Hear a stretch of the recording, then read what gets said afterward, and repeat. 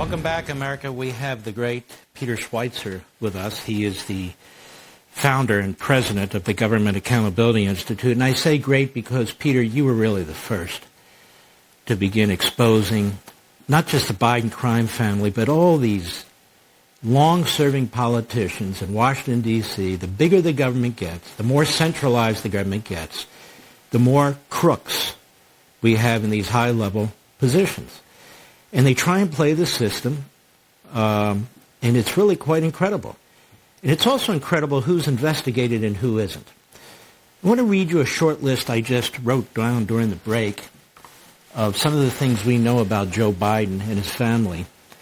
And then I want you to comment on it, and then I want to comment further on it. We know most recently a $250,000 wire from Beijing to Wilmington, which has the beneficiary's address as the address of the home of Joe and Jill Biden. We have the Biden Penn Center, which was heavily subsidized by the Communist Chinese. So after Vice President Biden takes a respite from his endless government career, he's paid almost $1 million a year, and this Chinese communist regime is placing an enormous amount of money into this so-called institute. He does almost nothing. He's a no-show employee, gives a few speeches. You look at emails and texts to witnesses related to the Hunter Biden laptop. It is loaded with evidence, loaded with emails, loaded with potential witnesses. Tony Bobolinsky's come forward. He's given testimony to the FBI, which they basically have ignored. Devin Archer's now come forward, talks about at least 20 phone calls Joe Biden was involved in, and apparently he didn't know why he was on the phone or the speakerphone or why he was in meetings. And according to Democrats, there's no evidence he knew anything, let alone took a dollar. We know that Hunter Biden's partners and staff at his businesses were in constant contact with the vice president's staff. We know that Hunter Biden took multiple trips to countries that he was doing business with or countries he wanted to do business with on Air Force Two with the vice president. We know they set up at least 20 shell corporations to receive millions and millions of dollars from foreign entities, particularly the communist regime in China. Of course, we're told Joe doesn't know anything about that. And, of course, Joe is the central figure in all this because nobody would give a damn about Hunter Biden and his pornography and his drugs and all the rest of it unless he was the guy through which they could get influence with Papa Bear. The IRS comes forward, and they've said through whistleblowers, we were obstructed. We were told not to use this GPS system to track down the meeting that the Bidens had with this foreign potentate or oligarch. We were told not to pursue certain issues and so forth. We were told by an assistant United States attorney, no, we're not going to get a search warrant for some documents that might be in some closet or something. And then Hunter Biden's lawyers are tipped off about it. We have an FBI whistleblower that comes forward and confirms what the IRS whistleblowers have said. We have a special counsel that's been appointed who's done everything humanly possible to be the mob lawyer for the Biden family, just like his boss, the Attorney General of the United States. We have Burisma, which is obvious, a corrupt company paying millions of dollars to Hunter Biden to be on its board, and an obvious act of obstruction by Joe Biden getting the prosecutor fired.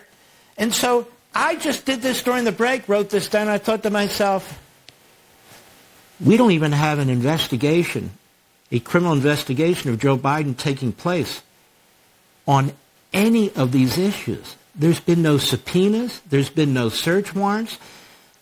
Not only is not a special counsel, there's no assistant U.S. attorney, there's no public integrity section looking into this. And then conversely, every time Donald Trump sneezes, there's a grand jury. Oh, there's a grand jury for documents. Oh, there's a grand jury for January 6th, even though he didn't commit acts of insurrection or sabotage and sedition, but we got this Klan Act, so we can use that. Then we go to Georgia. Oh, we have a whole RICO thing going on in the state with a hack left-wing Democrat DA. And that hack left-wing Democrat DA, of course, is violating federal jurisdiction. She's indicting federal officials for what they did at a federal level, and that's just part. And then, of course, in New York, we have a hack radical left-wing attorney general who's trying to destroy Trump's businesses with a hack Democrat elected judge. And then, of course, we have another hack Democrat elected DA in the Manhattan case. I'll get to the question, I promise, going on here. So here's my question to you.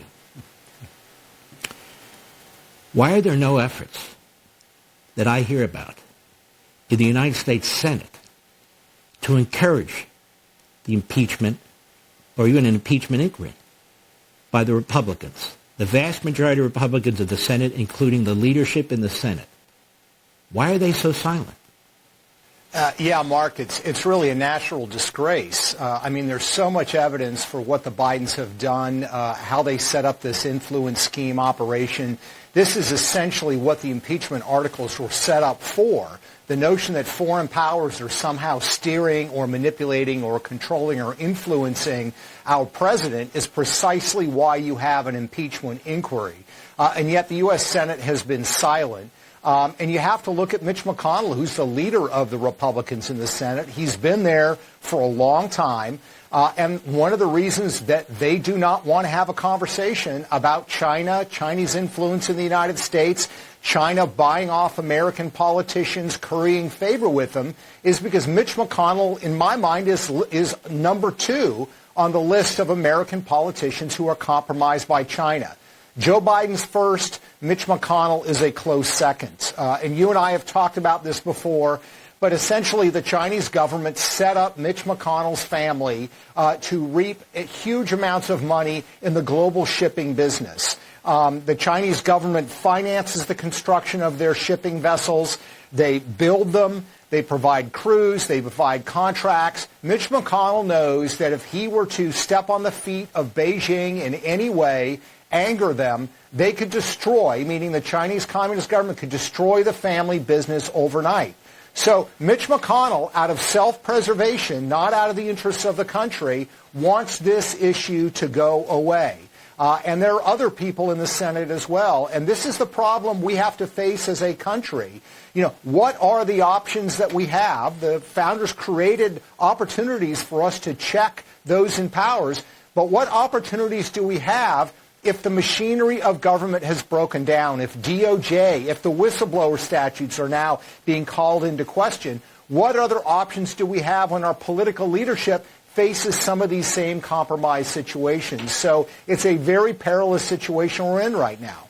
When we come back, what you say about Mitch McConnell, the question I have is, so why do a majority of Republicans keep electing him to be their leader? Leader of what? To what? For what? I mean, these checks and balances you're talking about, of course, it takes the House to impeach, but it takes the Senate to hold a trial. And what I've been hearing out of the Senate is this is supposed to be rare. We're not supposed to use this that often. You know, we're supposed to save this for Donald Trump. We tried it once. We'll hit him twice, even when he's out of office.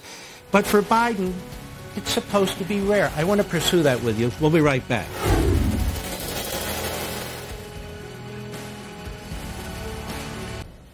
Welcome back, America. Peter Schweizer. So why are other Republicans voting to make this man their leader? And by the way, he's been friends with Joe Biden for, 17 centuries?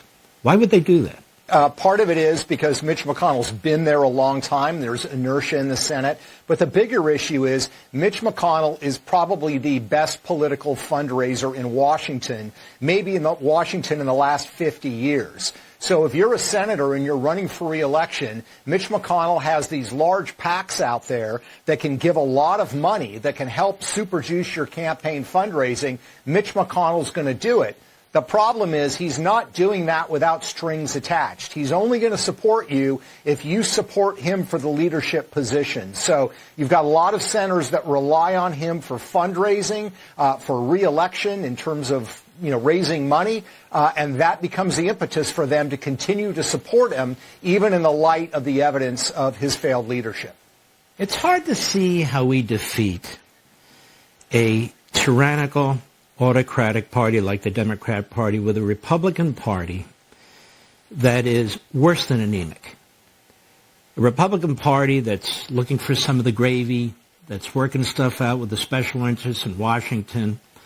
I'm talking really mostly of the Senate, under McConnell and the other leaders, so-called there. His whole group, they all sound alike, they all look alike, they all say the same damn thing, and so forth and so on. And so they do so much behind the scenes and under the radar that the American people don't know. But the worst thing they do is they're twizzlings for Schumer. Schumer wants to take the country and destroy it and reinvent it, where Schumer has endless power, his friends have endless power, and all the rest of it. What you're describing to me is a Republican leadership that wants all this power and so forth and so on, but doesn't necessarily think that they're destroying the country. What do you make of that? No, I think you nailed it. I mean, look, all these senators, Mitch McConnell included, will get up and give speeches about how they say and believe that Democratic proposals are going to destroy the country. If you really believe that, you should be fighting to win, not just fighting to get a soundbite and fighting to get reelected. And they're not really fighting to win. So it leads me to question whether they really believe what they're saying. And the fact of the matter is, as you've documented in your book, has been documented countless other places, the Democrats do have an agenda that is designed to fundamentally transform America. And I think a lot of people voted for the senators that are now in leadership thinking that leadership that was there to resist and ultimately fight and win against that transformation. And we're not seeing that from the leadership. And as much as Mitch McConnell wants to point to some of the positive things that have happened in the judiciary, there are so many more defeats that have occurred than victories that should lead us all to question why they're doing it. Yes, there are the China ties, but these are, let's say, old war horses that need to go out to pasture. All right, my friend, thank you for your wisdom and your bravery in what you do. Appreciate you.